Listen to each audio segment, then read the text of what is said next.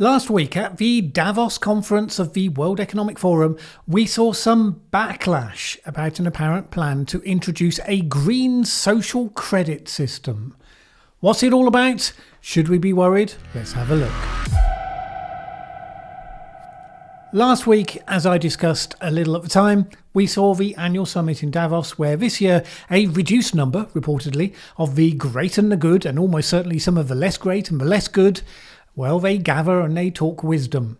Since the World Economic Forum became such a focus for people who are convinced that the globalists are up to no good, you can pretty much guarantee that all the sessions were heavily scrutinised by those who would like to jump on some of the topics being discussed. In the event, most of those sessions managed no more than worthy but dull, but we did get one moment, one brief quote, that was plucked out to create a stir. And it was all about a green social credit system. And I thought it was worth a brief video to talk about, because whether you think the alarmism about this specific quote was or was not justified, it's still an interesting discussion, and there are some very real concerns. So the panel that delivered this up was one that could easily have been merely dull, one that was focused on responsible consumption. From my time in the corporate responsibility world, such discussions have gone on for a very long time. In fact, I may even have facilitated a couple of them. The starting principle is that companies use all sorts of marketing tricks to maximise the consumption patterns that are most profitable for them. Well, how do they adapt for a world that expects that process to be tempered by different types of harm that might be resulting? All these companies are aware that their license to operate ultimately depends on their operations not becoming a massive social problem. So at some point they do get interested in what they can do that will reduce any harm so long as they stay profitable. In this case, there was a mixed panel which included the president of Chinese giant Alibaba Holdings, J. Michael Evans, a Canadian former vice chair of Goldman Sachs, now responsible for Alibaba's international strategy. Alibaba, you will recall, is the second largest retail platform in the world after Amazon, mostly serving the population of China. But that doesn't really do it justice, as it has diversified into so many related functions. Payment services, internet services, online pharmacy, e-map navigation, you name it. Just about every Chinese citizen that ever uses the internet in any form will use some aspect of Alibaba's services. So a pretty significant platform. In the course of a discussion about whether companies could encourage customers to consume more sustainably, he said this. We're developing, through technology, an ability for consumers to measure their own carbon footprint. What does that mean? That's where are they traveling? How are they traveling? What are they eating? What are they consuming on the platform? So, individual carbon footprint tracker. That provoked something of a stir from mostly, but not exclusively, people on the right. For instance, J.D. Vance, who just went to the standby for whenever people at Davos discuss climate. Imagine flying a private jet to a conference of the world's most powerful people and then lecturing other people on their carbon footprint. And then Andrew Lawson, who said Alibaba Group President J. Michael Evans boasts at the World Economic Forum about the development of an individual carbon footprint tracker to monitor what you buy, what you eat, and how you travel. Now, on the basis of the original clip, I wasn't quite sure what the fuss was about, apart from people determined to find globalist takeover memes at the World Economic Forum. Because various organisations have produced carbon trackers that people who want to can use to work out their own carbon footprint and to learn what the developers of that tool believe to be the way you would go about reducing it. But it got more interesting with the next clip. And then I think the third thing is we call it green travel. So we have within our business something called a map, which is a mapping, so think Google Maps or Waze, plus travel destination business. And so what we're going to do is allow people to first calculate the best route, the most efficient route, and also the most efficient form of transportation. And then if they take advantage of those recommendations, we'll give them bonus points that they can redeem elsewhere on our platform. Wow. So they're incentivized to do the right thing even if they were provided with the opportunity to decide to do the wrong thing. There, you were describing a system where the company provides incentives for certain behaviours. And that crosses an interesting line, even if you didn't invest it with the ominous intent like some did, like the Off Guardian website, not to be confused with the other Guardian, which put the case like this. It seems Alibaba currently has apps either being used or in development that 1. Monitor travel routes and methods and reward users for making the correct choice. 2. Can track an individual's carbon footprint, including what they eat and where. 3. Have users earn points for Earth-friendly habits. Further, combine that with what we know of the company's reach through its subsidiaries, smart cities, banking, healthcare records, emails, internet activity, and more. How long before Alibaba decides to reward other correct choices that have nothing to do with the environment, like vaccination, for example?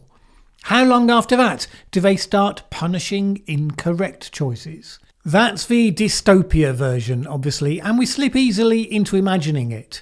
Similar to the Black Mirror episode that produced a similar principle to its nightmare vision of a world where your social credit score, in that case as decided by all the people you interacted with, had real world consequences. The power of fictional dystopias is that they often represent just a couple of notches further on the dial of some existing visible trend or phenomenon. Exactly why Orwell's 1984 always looms in front of people. We may or may not be moving closer to it, but there are always elements of current practices you can point to that echo that world. And recency bias will always convince you that it's worse now than it was, so it's therefore a trend. But let's talk seriously about this. I didn't get from the Alibaba president that these were being done on anything other than the basis of a service to offer people who wanted them so that they could opt in to them. Now, it's entirely valid, especially in the Chinese context, to wonder whether that might be the start of a slippery slope, but I got the sense that some, not all, but some of the responses to what he said misrepresented his words and his obvious intent. I have no brief to defend Alibaba against anything. I know nothing about their intentions or their corporate culture, whether they're good or bad people. I'm just going on the words that were spoken and the spirit in which they seemed to be offered, which was all anyone was responding to. Which is fine. But then you get to the point of offering incentives. That's when it does cross a line. So let's talk about that. What he's basically referring to is that there's a process that gamifies our behaviours. A dystopian social credit system would take that to the extreme, but we identify it because we are already surrounded by similar systems today. In their earliest form, they were purely about companies making as much money out of us as they possibly could. So, for instance, in the UK, the supermarket Tesco pioneered with its club card system what quickly became a widely copied approach. So they created club card, the use for which was incentivised. When you use your club card for checkout, you gained a certain number of points, and at the end of a month, those points would be turned into cash tokens that you could then use for discounts for future shops. Incentives, what they were incentivising was that you hand over your personal data. In other words, what you bought. And you might think, well, so what? I mean, I bought it from them in the first place, so now they can associate what I bought with my club card. It's no big deal to me. And for that, they're going to give me money off. They're literally going to print money and send it to me in the post. Fine. But Tesco was one that quickly perfected the art of analysing huge quantities of data, or at least their partners dunnhumby did, to identify behaviour groups that settled on different types of people. Their ability to market to you and offer things that would tend to be tempting to people like you, according to the data anyway, went to a whole other level. We began to realise just how far this had gone some years later when it turned out that one supermarket, Target, had alarmed customers by demonstrating that it knew they were pregnant and started sending relevant marketing to them. How did they know they were pregnant?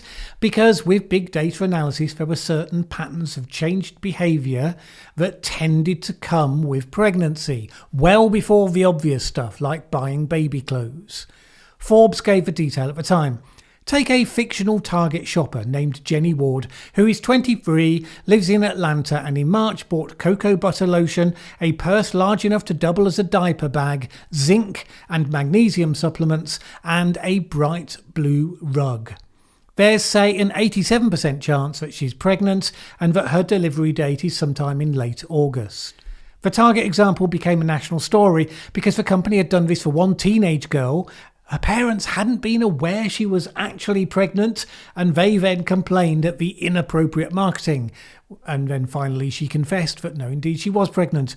A data analyst shared some of the modelling on this and highlighted that other factors, such as starting buying certain vitamins, folic acid and the like, as well as stopping smoking or stopping drinking wine, these were strong predictors of pregnancy. So that's already pretty creepy, right? Gamifying an element of shopping by giving you incentives and gaining a degree of soft power as a result that gives them a major insight into the type of person you are and therefore the predictable patterns of incentives that people like you respond to. It's exactly the same sort of character insights that then Cambridge Analytica used with Facebook data to further political campaigning, fashioning certain messages to certain types of people who would be most likely to respond to them. And of course, that was ruled highly illegal. On one level, you could say, well, it's just automating a very standard thing that we do. I mean, it's the sort of process that politicians have done intuitively and quite haphazardly for years. When they get it right, we say they are empathetic communicators or great campaigners. But when you start using artificial intelligence on it, or just the analysis of big data on it, it becomes the sort of technocratic manipulation tool most of us would rather had stayed in the fictional dystopias, thank you very much. Now that's about how companies gamify you, tricking you to some degree to giving up something that you don't think you much value, your data, which they can then use to their benefit. That's one side of the equation then, something done to you. The other side is how the companies gamify the things that we know that we want to do, but we need incentives to help us to do it. And again, there are many non-controversial examples of this around us all the time. So 2 examples I've had direct involvement with myself. A few years ago, I needed to lose a bit of weight. I got an app for my phone that got me to record everything that I ate through the day. It linked to my exercise app, so it could take account of calories that had been burned. I was able to use it to set a calorie target that would enable me to meet the weight loss goal I set for myself by the deadline I'd set. And there were various things built in to give incentives to remind you to log your meals and so on. And a big graph showing the progress towards the goal. All of which was cleverly designed to be motivating and to help you to achieve your goal, which I did. Then I decided to brush up on my French. Duolingo is the heavily gamified app that is designed to help you to do just that. Incentives to do a few lessons every day, league tables for those who are competitively minded, encouragement from other users when you hit a milestone for those who are socially minded, a rolling streak count for the number of days that you've done lessons without missing one. You get the general idea. People embrace that sort of gamified system because it clearly works. We as human beings respond to these sorts of signals. So when there's something that we want to do that may take extended effort, if we can hack our own brains to use such things to get us to do the things we already wanted to do, we love it. Now, I understand that what our friend from Alibaba was talking about was that sort of system for people who want to reduce their impact. They recognise that there's a growing demand for this, particularly in their younger customer group, which I understand is true also in China. So they are developing tools to make it easy to do to meet that demand. I did not get the sense, and I doubt it would have been discussed so jovially in that open forum, that this was something intended to be imposed on anyone. I mean, why would a company that wants to make as much money as possible think that was a beneficial thing to do? It only makes sense by being one of 2 things. 1, a responsive demand from a significant slice of a customer base, or 2, in the Chinese context, a requirement being placed on it by the Chinese government. Now that last one's rather important because Ignore this specific example. We know that China has been developing a government-imposed social credit system for years. And that is not a dystopian fantasy for the future. It is a growing but not yet fully realised reality today. It was first announced in 2014. The government described the rationale like this: keeping trust is glorious and breaking trust is disgraceful. According to the South China Morning Post, the rankings are decided by the National Development and Reform Commission, NDRC, the People's Bank of China, and the Chinese court system. It's all about legal compliance, and the system is not only applied to citizens but to companies as well. Indeed, to companies like Alibaba and its affiliate Ant Group, which uses its own unofficial scoring system for its employees, such as studying shopping habits. So this is what the Merrick think tank had to say about China's social credit system earlier this month. 1. The system is part of Xi Jinping's vision for data-driven governance, a vision which, by all accounts, faces obstacles because of the general disinclination for bureaucrats to share data with each other. 2. It is not intended that there will be a unified social credit score that rates individual behaviour. Pilot projects that used points-based systems to steer behaviour beyond legal compliance have been discontinued or limited to voluntary participation. It'd be interesting to get an insider's tale on why that happened. And 3, the social credit system is a highly flexible tool that can of course quickly be applied to address new policy priorities. For example, during the COVID-19 pandemic, government agencies rapidly issued a slew of directives to implement pandemic-related regulations, which of course is exactly what some people are worried about. Merrick then noted that the system had a number of problems and issues, specifically fragmentation, with no clear definition of what credit actually means in this context, and significant parts involving legal compliance paper documentation, the tool for bureaucrats everywhere to slow things down to a crawl. I was surprised to find that they rated the social credit system as currently the least digitised of China's tech-driven monitoring and surveillance initiatives, which is comforting, until you look at what some of those other initiatives are, with facial recognition and the like. And they say this: more invasive domestic security platforms and initiatives have advanced rapidly and with significantly fewer limitations than the social credit system. And they warned that the problems might not be a good thing anyway for those who fear the negatives. The uneven implementation presents risks for individuals and companies alike. There is an acute risk of credit becoming an arbitrary term that can be applied with disproportionate punishments. So when you add all of that as context, the fact that one admittedly huge company is looking at incentives for companies who want to reduce their carbon footprint if they want to, seems like pretty small beer. People are running around pointing at this saying it's going to turn into a thing. When you look at what else is going on, it's already that thing, being run by an authoritarian government, not a private company.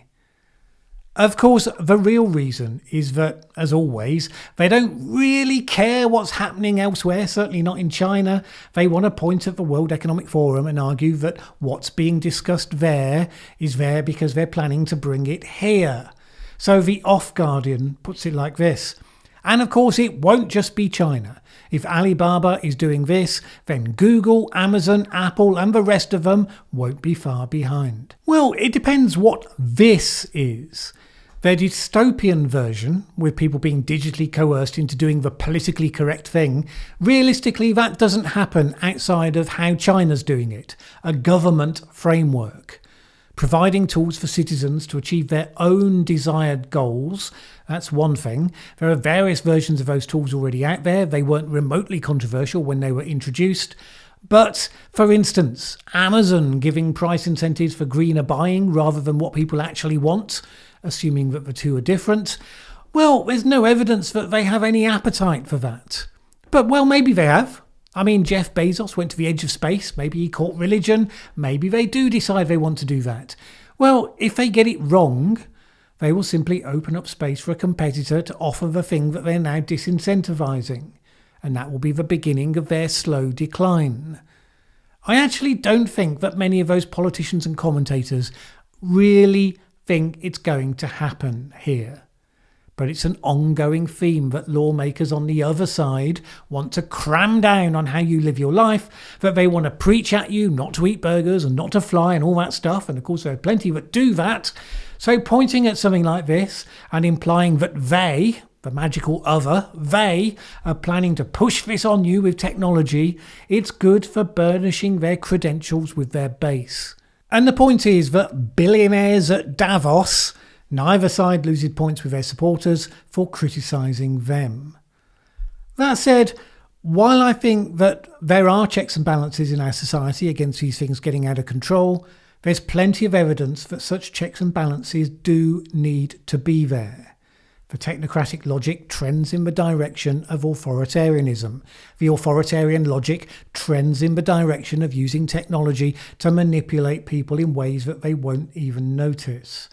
These things need active and careful scrutiny. The fact this specific instance isn't a great example of an imminent threat doesn't mean that such an imminent threat can't be coming down the line. By the way, I did a previous deep dive video on artificial intelligence and the way that some of those systems really are going to present more of a substantial risk to our societies in the near-term future. If you made it this far, you might want to watch that video next.